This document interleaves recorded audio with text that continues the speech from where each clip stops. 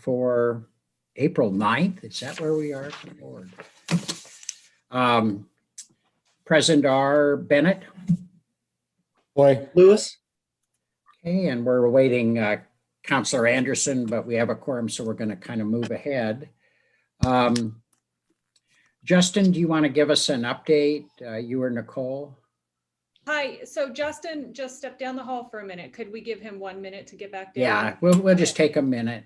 Okay, thank you. Yeah, I can hear him walking now. Okay.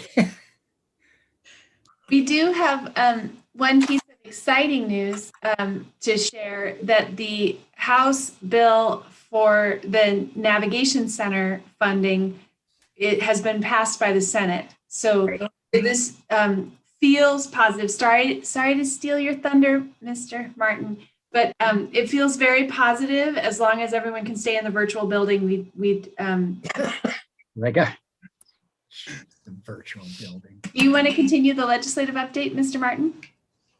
Oh, good morning. Morning. Good morning, everybody. What a gorgeous day. Of course, Nicole said, of course you got time to go to the bathroom. You go now. I'll get everything started. Well, Good way to start. So we're officially on. Mr. Mayor, councilors, nice to see everybody. What a gorgeous day in my hometown, our wonderful city. Right. Yeah. Oh, I know. Okay.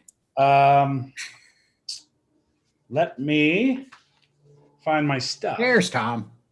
Councilor Anderson has joined us, so we can go ahead, Justin. Okay, I'll keep going. Good morning, Councilor Anderson. Hey, just real quick, I'm trying to be as positive as possible on these calls because it is such a glorious day out in our wonderful city. Real quick, I'll just cover a few things and then we'll get into the meat of the meeting, which I know our wonderful staff will get into much more detail. But just so everybody knows, we are still in a virtual legislative session. It is still very, very frustrating. That being said, I think there's light at the end of the tunnel. As Courtney was talking about earlier, most all of our funding things are on the right path. We will talk about those later in the meeting today, but real quick, House Bill 5042 with $5 million for our navigation center is still moving and moving through the process. So that's very encouraging. You will hear about the other budgetary things at the end of my update.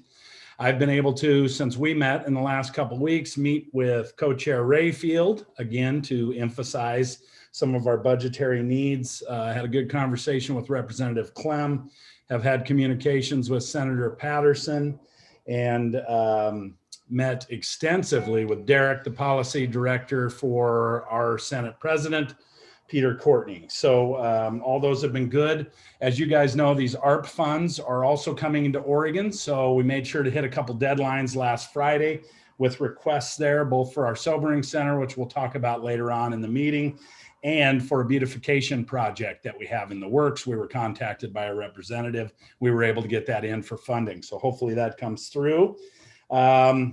Few highlights. As you guys know, some of the deadlines have come and gone. So Speaker Kotek's shelter siting bill, still alive, has passed the House, waiting to be assigned in the Senate. The electric vehicles, these are issues that you have approved as a council.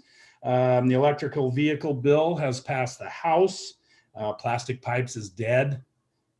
Reach code, still alive. It's on -15 amendments. We'll keep an eye on that.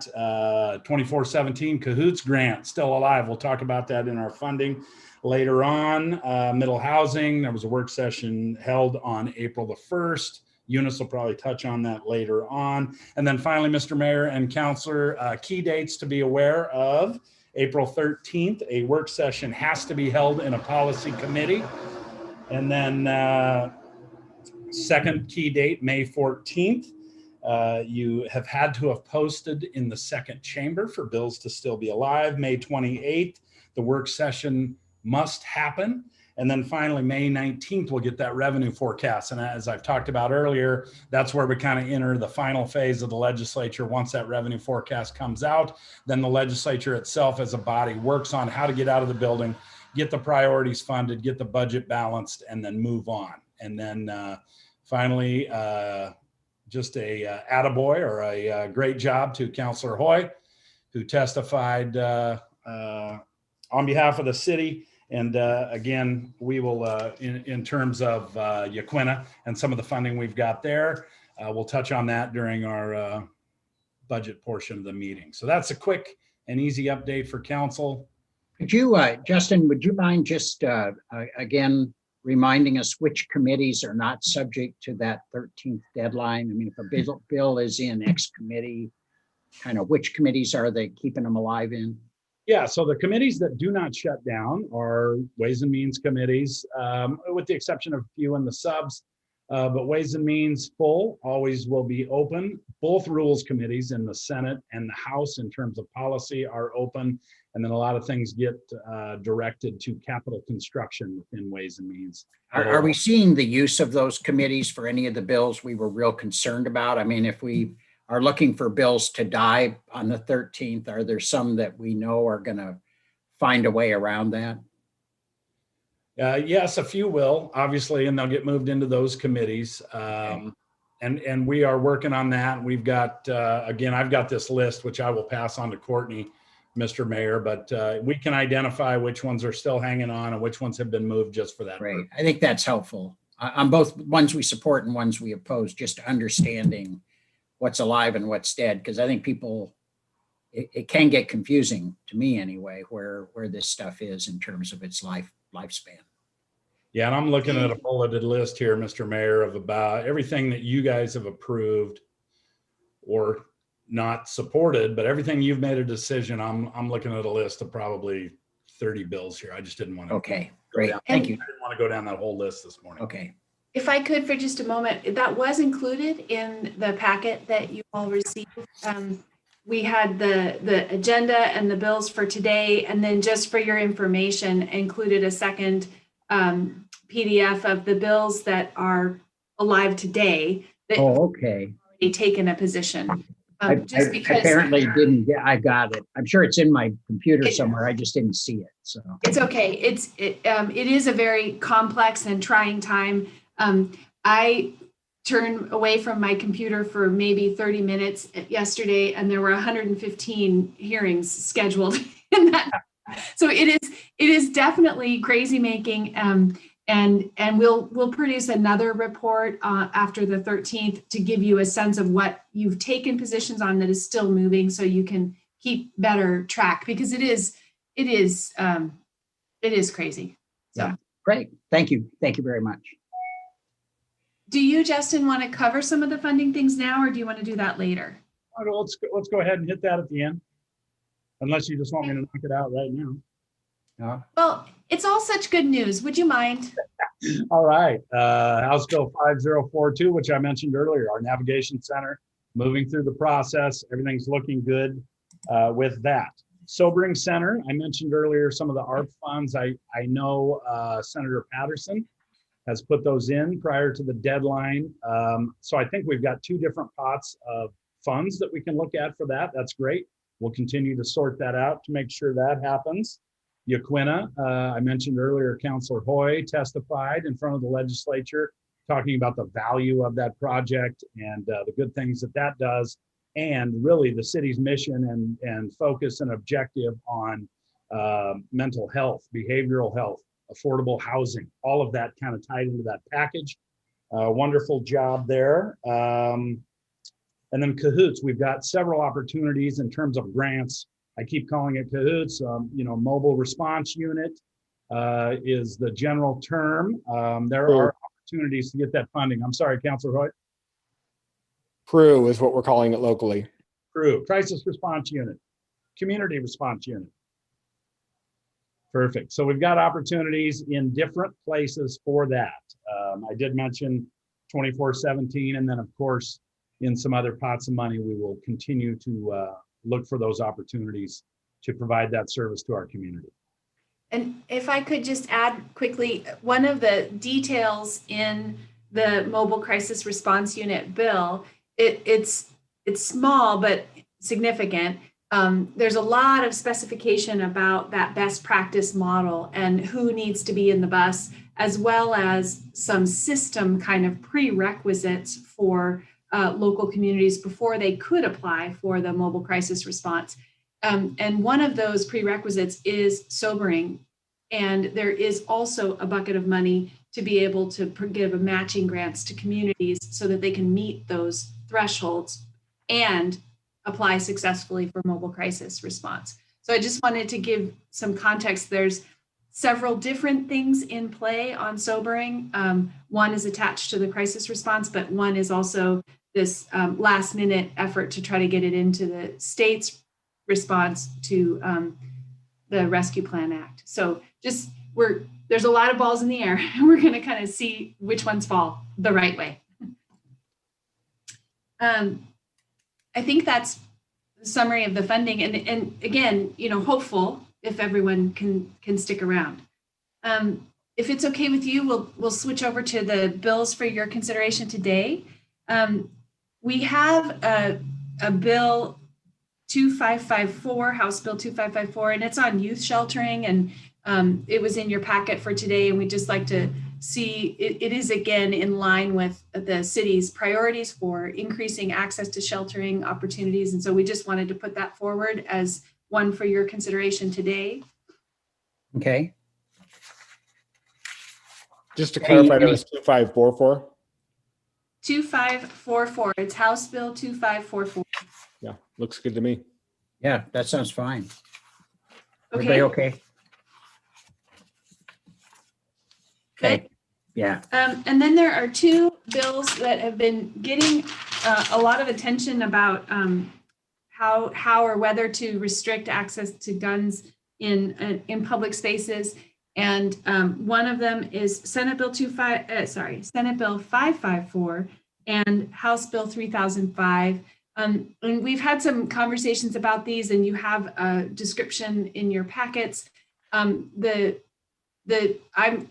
to give you kind of a high and level, quick and dirty kind of assessment, and then we can ask Mark to answer any more detailed questions. But Senate Bill 554 appears to be moving, and it's mostly concealed handguns, mostly around public buildings.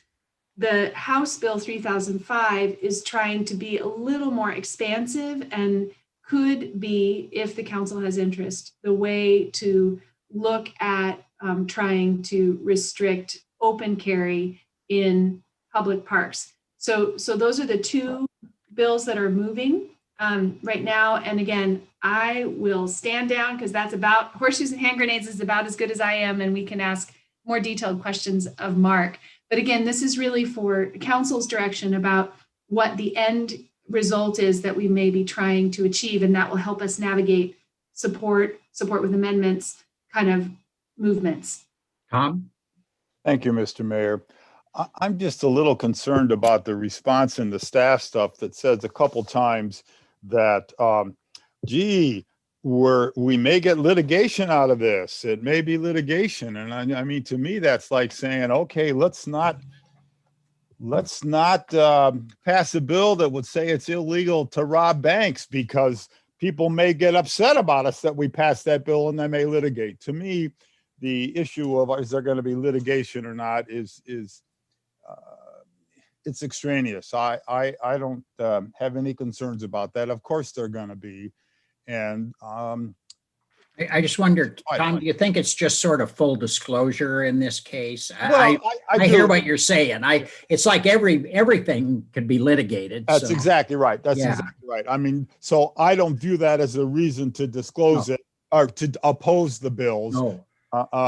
But to me, this is a very crucial bill, and I think we ought to support it all the way and whatever we can. And I can certainly see that Mark and others may have some sort of amendments you might be concerned about from a strictly legal standpoint. And I think we can discuss this, but I'm somebody who is 50 yards from where everybody's walking around with alcohol and guns, and that's pretty frightening to me. Okay. Well, it does sound scary. I don't know. The only question I've got is, will this question, which I think is at the heart of what we were concerned about, is open carry in our public parks. Will that be part of 554 if that's the vehicle? I mean, have people sort of agreed on this, or is 554 coming out without that kind of language that I know, Tom, you've been, if I understood your concerns, most concerned about. Yes, and I see in the staff report that the bill would have to be amended to specifically talk about parks. I'm looking at the page 4 on the bottom. Right. Amendment to include parks in the definition of public property. I mean, Is that moving? How is that moving? Justin, do you happen to know if there's been, has Brian talked with Ginny to kind of get that figured out, or where are we on this thing? That I don't know yet, Mr. Mayor. It did pass the Senate though, so it's headed to House rules. Okay. I think those discussions would happen now. That would be the point, and I will have to double back with Representative Clem. And rules keeps that alive. I mean, that is not going anywhere until it's the issues are resolved before it hits the House floor. That's correct. Okay. So we have some time. good. We do, and Excuse me, Mr. Mayor. Justin, No, you go ahead, Tom. I have, as someone who has some personal experience with this twice now, I'd be happy to come and testify as to Oh, how it absolutely. affects the I people. hope if this does come up in the Rules Committee that you will call on Tom. And if Chris wants to testify, Chris would be have a level of expertise that none of the rest of us have in terms of, you know, for sure. that's what. And Mark will, I assume, will be part of our team if we go in. Yes.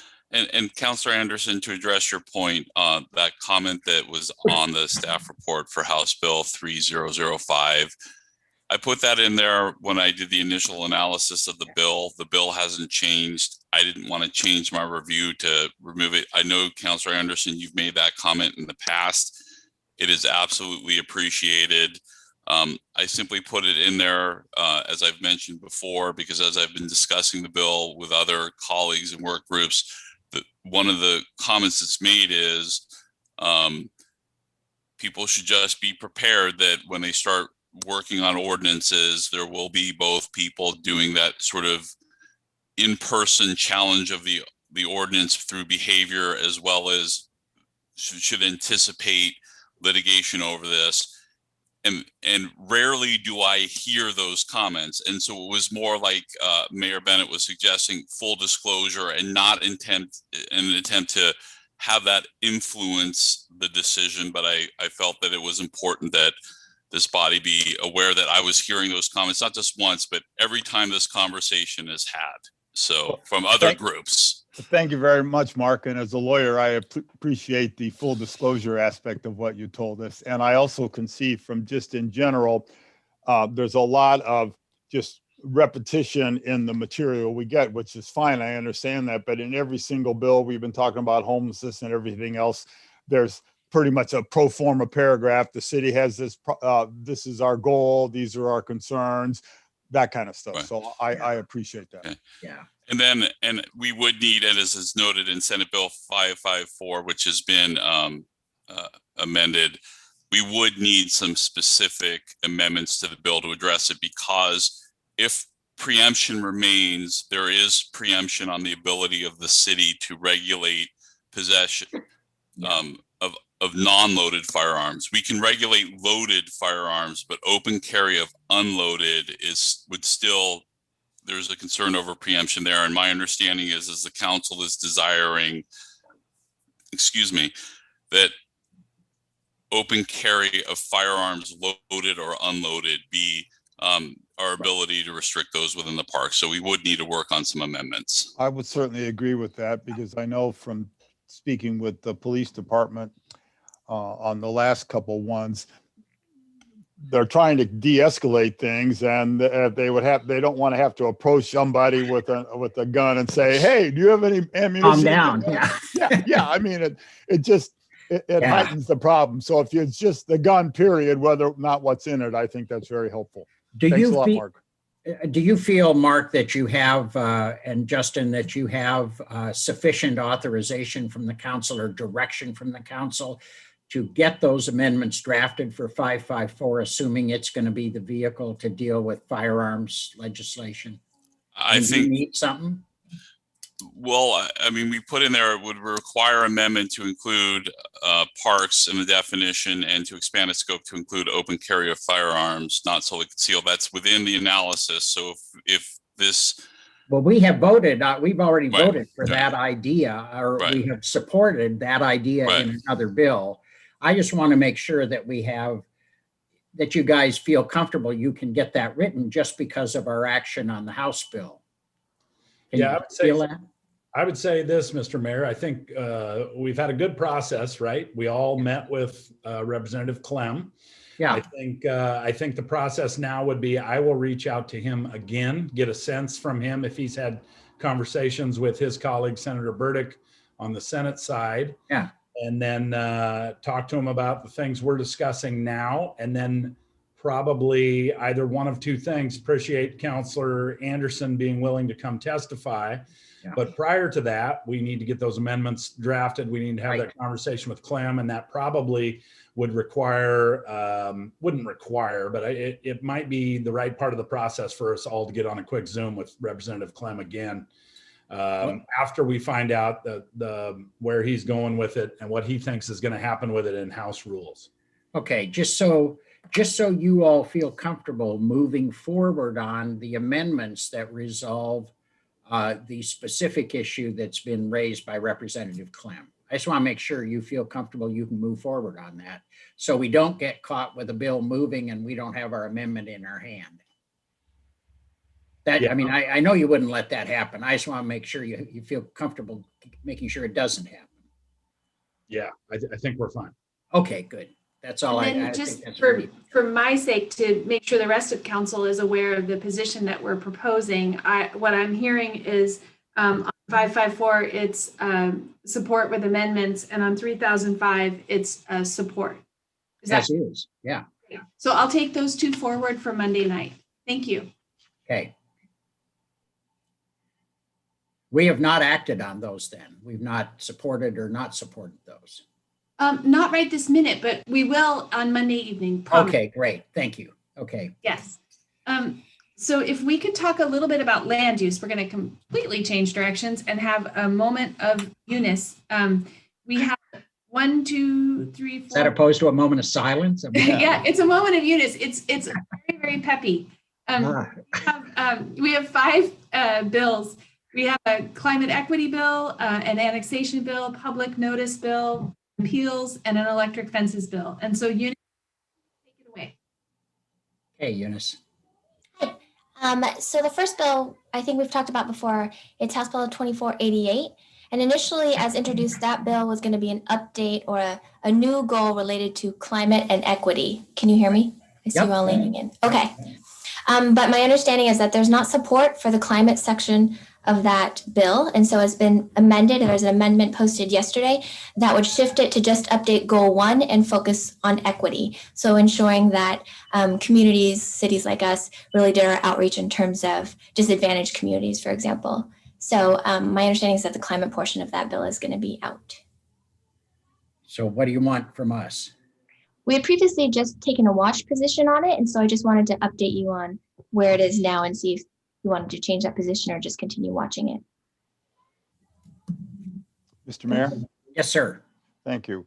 As you know, I'm on the Climate Action Task Right. Force, and one of the big issues appropriately that we have faced on the Climate Action Force, and much of it is driven by other members of the force, is the climate equity issue and the climate justice issue. And I know, Eunice, that whole issue ties in somewhat to our Salem and the updates and everything else, and I know you're aware of that. So we as a city are going to have to address this issue in the climate action plan. And if we don't get anything from the state, if it's not going to go through, then we'll go it on. Do it our own. anyway. Yeah. Yeah, that's what I thought.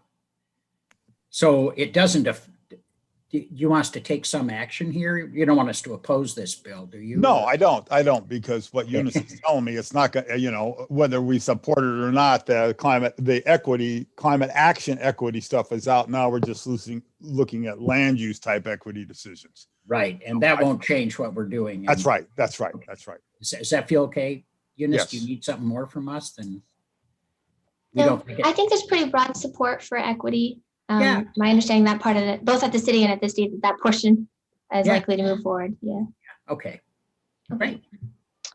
So the next one is just a bill that we typically watch every year. It comes back or every long session. It's House Bill 2284 around annexations and city initiated annexations, and the folks that are the territories that's going to be annexed has more of a vote. They like a majority of that territory would have to say yes instead of just a majority of all the votes. And so we typically watch this one. It only applies to annexations that are 100 acres or more, which we also don't typically have. But I think this bill comes back. We watch it every year. Just want to let you know it's back and it's alive in rules. who brings the bill? Is Clem. this Clem? So Yes. is this bill likely to pass this year if they've sent it off to rules, or does it have a life? That I don't know. Okay, 'Cause I It's gotten don't, hearings in the past, but I don't know about this year. I have concerns about this bill. I mean, oh, I yeah, think probably everybody does, but potentially these enclave areas, there's a potential that we could enclave an area that's more than 100 acres. And I would hate to see this prohibit that. which is exactly what it's trying to do. Sure, Precisely that, in fact, precisely where you think they want to do it is. right. We have in the past opposed this. Do you want us to reaffirm our opposition to this approach? Justin, politically, what are you thinking on where we're at with this and whether this bill has a life? Well, it's sitting down in rules. I mean, of course, it has life. Yeah, I think we don't need to be shy. If we're opposed for No. certain reasons, we need to let the Yeah. sponsor know. And I think the sponsor knows we don't like these bills. And- So and I they've would been like to a real oppose- obstruction. I would like to oppose the bill. Yeah, okay. How do the rest of you feel? Jim, could you turn on your mic? You're still on mute, Jim. Jim, you're still muted. I know. Sorry. Now you're gone. Sorry. Now you're a teddy bear or something. Hey, that's my alter ego. Don't mess with Oh, okay, sorry. it. Anyway, the bill number 2287 or 2284. 87. I'm looking at the Okay. Oh, good. Okay. Thank you. Okay. And I agree. I think we should oppose. Okay, me too. So I think we unanimously want to encourage opposition to that bill. Okay, what else you got? Okay, so House Bill 2556 has to do with notice. And so we would expand the area that we would be required to provide notice on land use hearings. And right now, the state law only actually calls for 100 feet. And we currently do 250 feet. So we actually go broader than the state requires. This bill would increase it to 600 feet. It would also require us to provide notice to essentially renters and tenants, which is a change that we made locally already a year or two ago. I can't remember. So that part, we've done. So, we obviously agree with public notice. There's a cost to that as well. So we wanted to bring that to you. So my take on this is it's fine, but I'm not sure we should spend much energy in trying to help it pass. But I don't oppose it at all. I don't either. We just keep watching it. I agree with the watch too, and I will tell you from my, and I'm sure others can, from years in neighborhood groups, the 250 feet is an artificial deadline, and people know, people within 250 and 600 feet, they already know. I mean, Yeah. those who would be interested in it already know. And we've done a really good job of those postings, those large sign postings. I mean, I think it wouldn't change what is happening in our land use process substantially. The cost would be the mailing. And I don't think it hurts to mail once in a while, a little more than you have to. I don't know. Yeah, Well, I have another concern. If you have to, and we have this now when we have to notify tenants, but it only takes one person that's missed for the process to be stalled. yeah. And you do have a pretty fluid population in the tenant, in the rental market. I don't know. Yeah, that's great. What do you want to do? Watch. Watch. Okay. All right. What else you got, Eunice? And the second one is House Bill 4th, I'm not sure, 2764. And it would limit who could appeal a land use decision and to people who lived or maintained within 250 feet. My understanding is it's probably intended to make sure that outside groups couldn't come in and appeal our decisions. And so we had Eunice, just isn't it 25 miles? That's what you That's reported. fine. Yeah, 250 feet. I thought, oh, that's a Holy crowd. I'm sorry. yeah, So 25 miles. Yeah. It's supported. It's sponsored by a South Coast legislator that seems like it has a really specific intent. I Yeah, don't think we need to worry about it okay. personally. Just Justin, watch feel it. free to speak. Yeah, just Yeah. stay watch. Okay, and the last one is Senate Bill 742, which would expand where electric fences essentially would be allowed in the city. We're pretty restrictive right now. We did recently update our code maybe a couple of years ago to expand it to commercial general zone as opposed to just industrial zones. And this would really expand it quite a bit. So we actually as staff are recommending opposing it.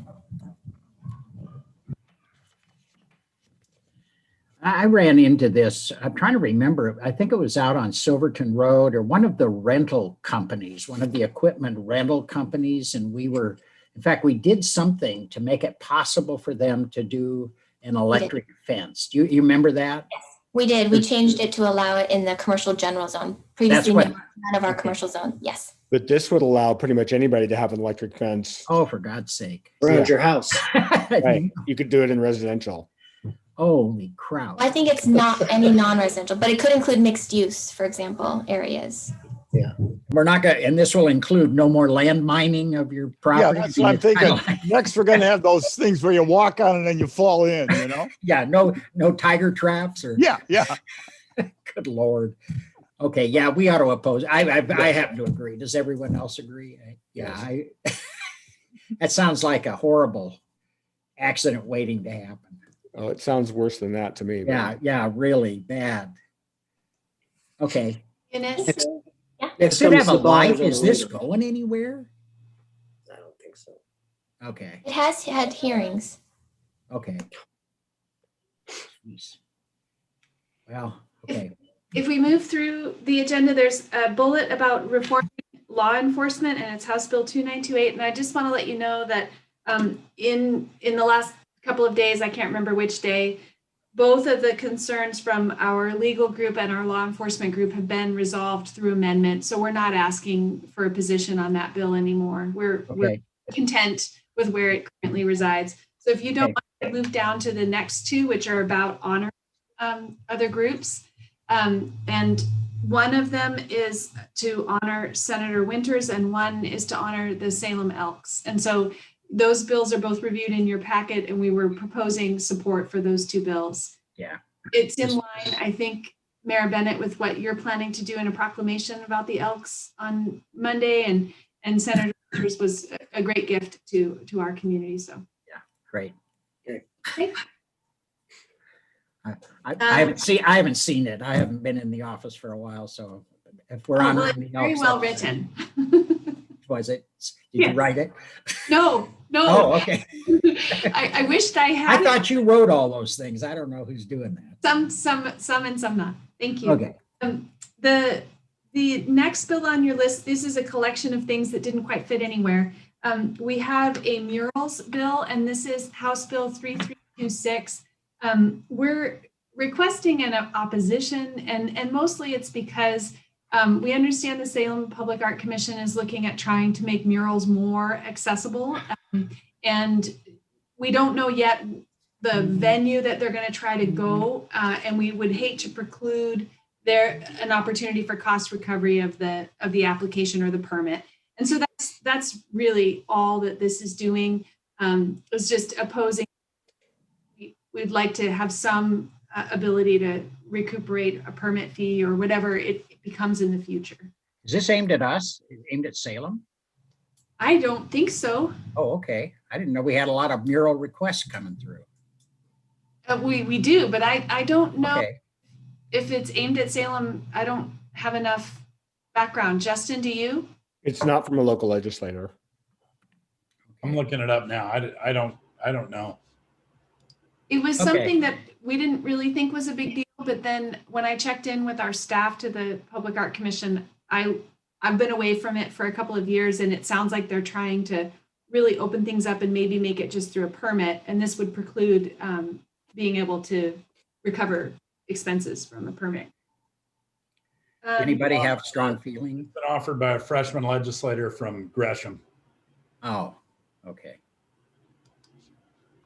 Okay, so we'll just oppose because we'd like to. Anyone have any? Okay, yeah. That's fine. And then the next one is a Senate bill about including housing status in a report of someone's passing, someone's death. And we had a support position on that. Just at the staff level, we can write letters if you're open to that position. Just having more data about who and what status is when people are passing. I'm fine with it. Yeah, okay. I don't know what that means, so sounds fine to me. It just means it'll be listed on the death certificate what their housing status was, whether they have. Oh, I see. Okay, yeah. Yeah. So we can get a little better gauge on. Yeah, exactly. Yeah. Oh, that's great. Okay, and then the next is House Bill 2478, and it's about attorney-client privilege. And this is where I'm going to stand down and ask my friend Mark Weinstein to guide us through the staff analysis. And I think I resolved the camera issue I was having earlier. I'm no longer in black and white in the entire screen. I apologize for that. Long and short of it, this bill is designed to be a legislative fix for a court ruling that came down basically saying that attorney-client privileged materials in the public sector are no longer exempt from disclosure after a certain period of time. In other words, they are not permanently exempt from disclosure. And so this bill is designed to fix that court ruling and to put public bodies on the same footing as private entities when it comes to their receipt of legal advice. And so it's a technical fix to a court ruling. And I'd ask the subcommittee to consider supporting it. Okay. Fine. Yep. The lawyer says yes. Uh-oh, that's a reason to say no. And Mark, Thank that you. fixes the issue you were talking about a couple of years ago? No, that was a different issue, but that's, I believe, got resolved. The next one is about media access to scenes of emergency and police activity, and this is House Bill 2486. We need to oppose this strongly, I think. Absolutely. It's what's the media anymore? There's no way to know. And getting them into a crime scene or an emergency situation would be a bad deal. Do you want to testify on it? I'd prefer. I mean, you not. might know, you know what I mean? If they need somebody, I would, but I mean, I don't have a strong I'm desire. just curious how strong, yeah, okay. So I just so that this body is aware, I put it in as an opposed to. Okay, So I don't know if we need to move it up to an opposed one based on what this body is wanting to do with it. That's fine. That's fine. It sounds like it's It's okay. fine. Thank you, Mark. yeah. The next one is about labor negotiations, and it's Senate Bill 666. Oh, Lord. And Marcus, I wonder if you want to describe for us the implications, Oh, God, it's silly. or do you want to just council members just deliberate before we get into the analysis? Oh.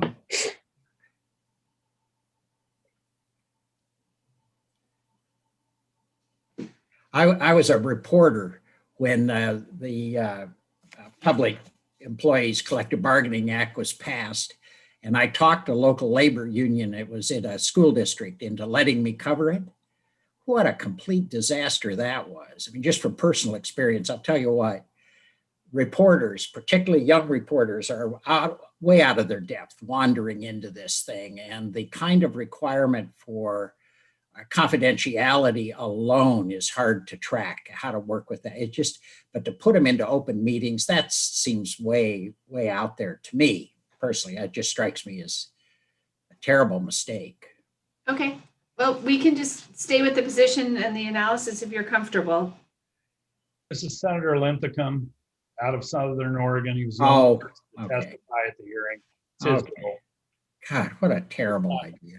Let's Yeah. not put too much time in it. Okay, sorry. Okay, so we'll I'm stay sorry with to it. waste your time. It's a horrible, it was that vivid a memory to me, how bad that was. I have just a couple things that are off agenda, just to make you aware of. Jessica Blakely is unable to join us today. She's out trying to raise money for some of our permanent supportive housing projects. But she has been asked, as Salem Housing Authority has been asked to sign on to a letter of support that would create more permanent supportive housing grants. And that's well within the council's legislative priorities. And so she's done so, but I just wanted to make you aware that we are signing on to a letter of support for that. And Salem Housing Authority is also signing on for 2 other bills that generate more funding for the low-income housing tax credit and other permanent supportive housing buckets. And so just know that we're we're taking the legislative policy statements to heart, and we're supporting all of these great resources to help us move closer to some of the affordable housing needs in our community.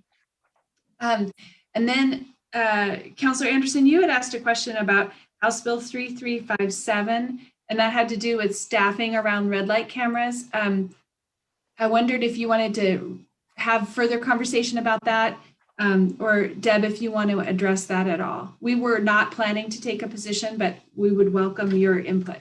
I'd love to hear what the lieutenant has to say before I say something, I don't if think. she has anything to say.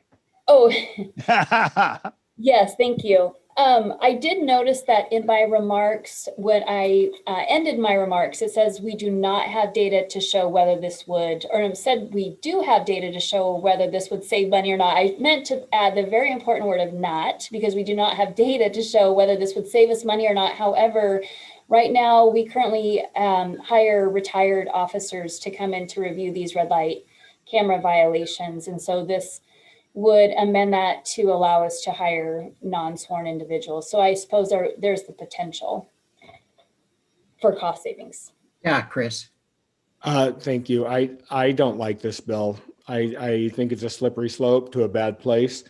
Anytime that we privatize or decrease the expertise in something that is, I think, a necessary task of government, I think it's a bad idea. And I think that this opens the door for non-police officers to do things that truly are police business, which a citation is an arrest.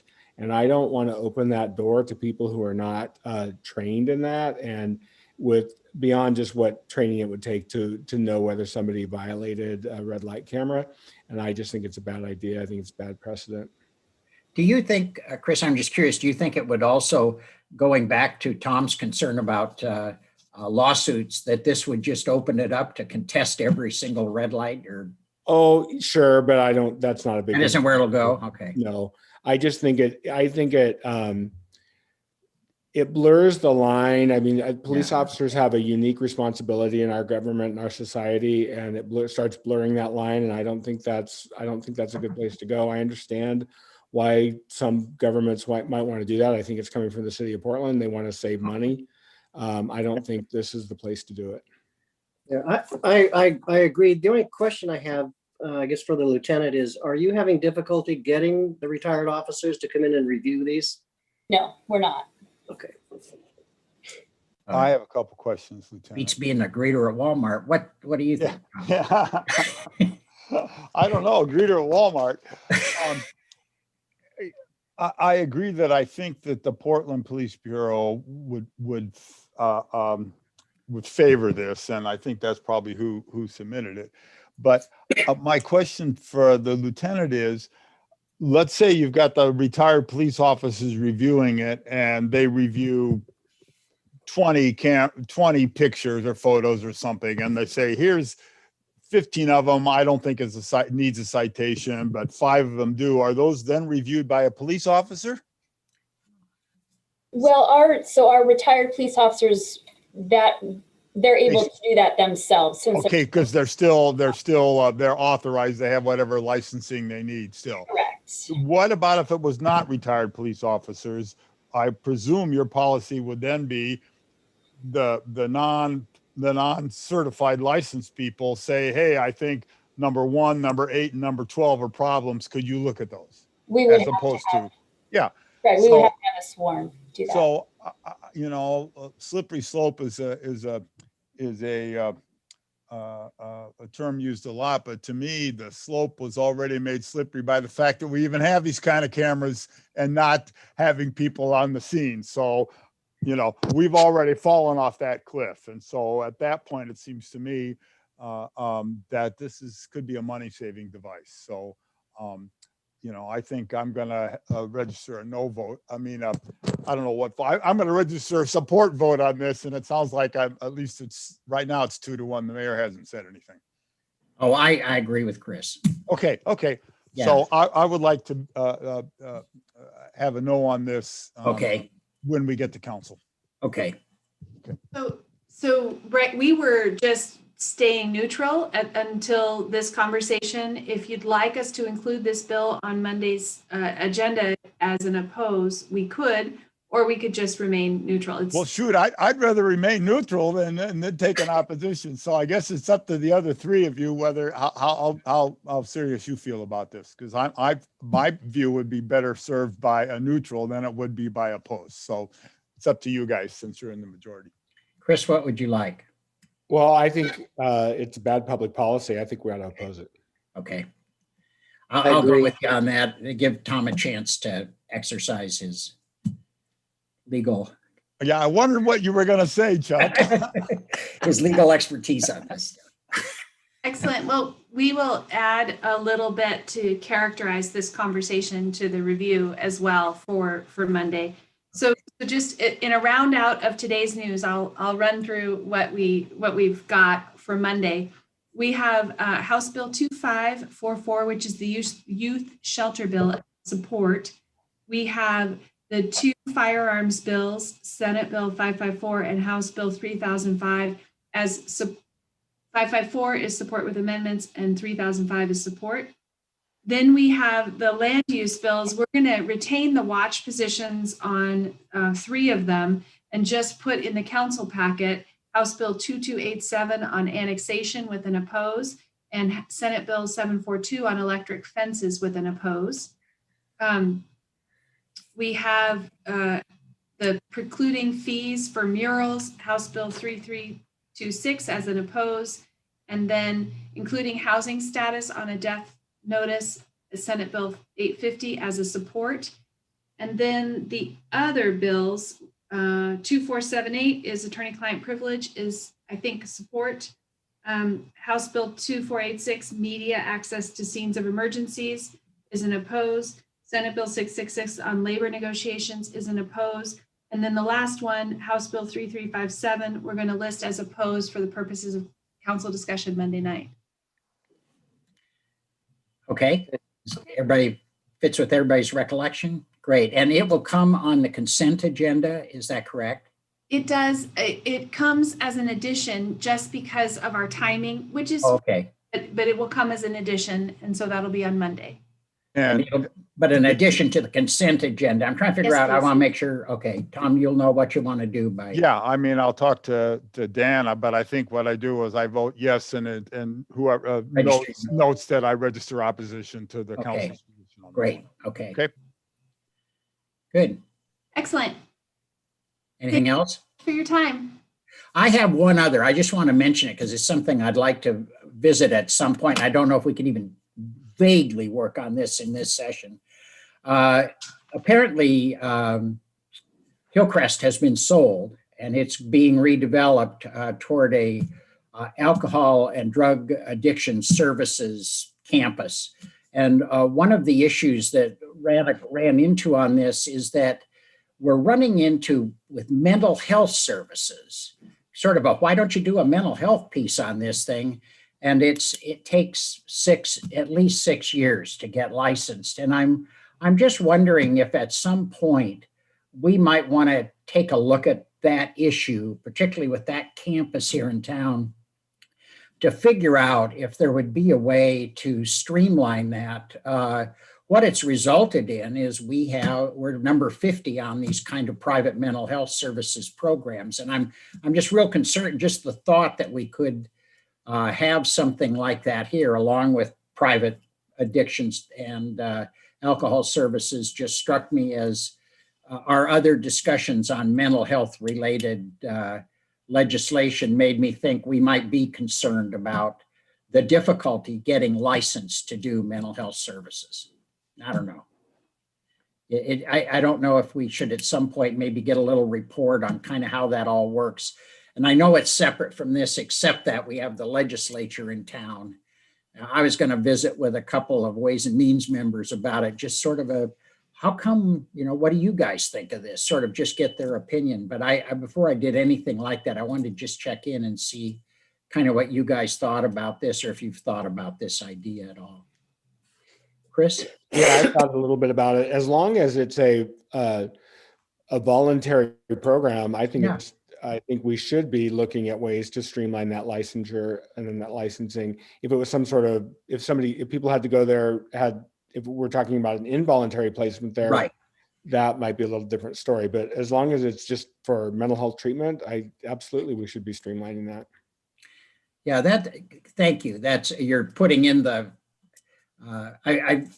although I can also remember when the non-voluntary commitments came in awfully handy for helping people out of really crisis situations. But I know what you're saying. It's a different problem. But when I heard 6 years, it kind of blew me away at how complex it must be. Yeah, Tom. I haven't thought about this at all, which brings to mind the famous Yogi Berraism of X-rays of Yogi Berra's brain revealed nothing, but it makes sense to me.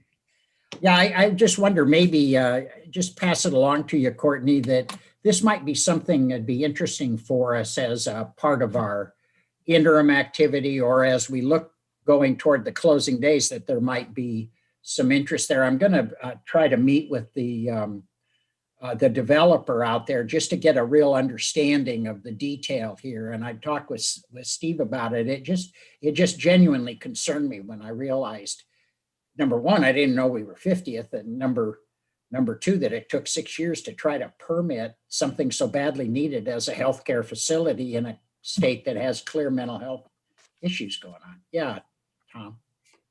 Thanks. I kind of gathered from Courtney that she was like signing off and we're done with. No, she was trying to get out of here. I saw that. Yeah, I could see that. You got a lunch date or something, but I have to get this reported. Okay. I just have a follow-up on the 17 pages of stuff that you gave us about the status reports on 3 of them. One is on page 4, House Bill 2398, which is the REACH building code provision that I've been involved with, and the mayor early on, before it was even legislative, we signed off on some stuff on that. What's the status of that? And if you need a while to look at that, I can move on to the other 2. I've got, Counselor, I've got REACH code with currently on the -15 amendments, and a work session scheduled on April 12th. Okay. Okay. And do you know, I'm getting feedback from the folks who are pushing this, and they seem to be fairly optimistic that it's going to pass. Great. Do you have any idea about that? I'd defer to, it's moving, but I'd defer to Eunice or somebody else that's got much more expertise. Okay. And then I can also work, Counselor, to find out some more information for you. Yeah, I'd like that. Talk to my colleagues that are on top of this. Yeah, there was some legal issue with what the DOJ might do, and the DOJ came through at the last minute and seemed to resolve the problems. And as I understand it, the chairs of the committee are in favor of it. So it seems like everybody's cautiously optimistic. The next one is the Bridge District, page 11, House Bill 2887. And I have to confess that I'm somewhat ambivalent about this. We don't need, but I just, and we all, the mayor knows why I might be. You're ambivalent. Yeah. Well, that might be viewed as a move forward in Forward, certain yeah. circles. Yeah. So I'm just curious as to what is the status of that, as any. Counselor Anderson, House Bill 2887, Special Bridge District. Yeah. Dead. Okay. Well, then good. I don't have to worry about my I don't have to resolve my ambivalency, if that could be a word. That's my list. As Yeah. long as the legislature's in, we've got to. Yeah. I understand. The next one is my good buddy Floyd Prozansky, my bicycle buddy from way back in Eugene days. That particular bill, and if my recollection is last time we discussed it, we were in favor of it, except for the issue of overlays or resurfacing. We wanted that taken out. So what's going on there? Courtney, you got a number? Yeah. Oh, sorry. I think it's 395. Senate Bill 395. 395. Yeah, and our issue from Public Works was on, I think,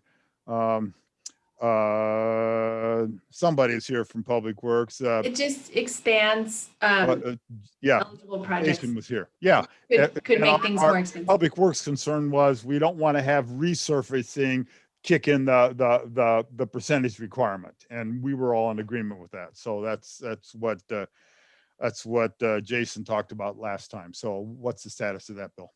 Counselor, I've got somebody poking into the office and telling me, and on my list, 395 dead. Okay. Now, that's too bad. I'm not ambivalent about that one. I'd love to be, I don't ride bikes anymore with Senator Brzezinski, but he does like other stuff. And usually when we're not socially distanced, there's a chance to sit down and have a beverage and talk about this. Normally I would be able to ask him directly what's going on. I have that experience with Floyd too. Certain craft beverages, shall we say. Craft beverage. Sorry, Yeah, I didn't state that right. Okay. So, so just back to the point about the Hillcrest property and behavioral health, mental health, that is squarely within the council's priorities for this session, is mitigating those behavioral health impacts on local communities. So I think that we can put something together, better understand the way to influence those decisions about the duration that it takes to really license those, because we're experiencing a crisis today, and waiting 6 years isn't going to cut it. So we can look at that and work with LOC as well to see what they might be doing. So we'll get on that right away. Yeah, and if there's a way, I mean, if all we could get would be an interim action of some kind by the legislature to take a look at the issue, it would open it up for us. But it might also encourage these buyers to realize there may be hope here for a mental health portion to this. But yeah, I just, good. I appreciate that. If there's something you can say, but I don't want you to do a bunch of work on it, because there isn't a bill in place for this. And I know it's awfully late in the session to even talk about. So, okay. Is there anything else? Then we are adjourned. Thank you. Thank you, everyone. Thanks. Have a good week.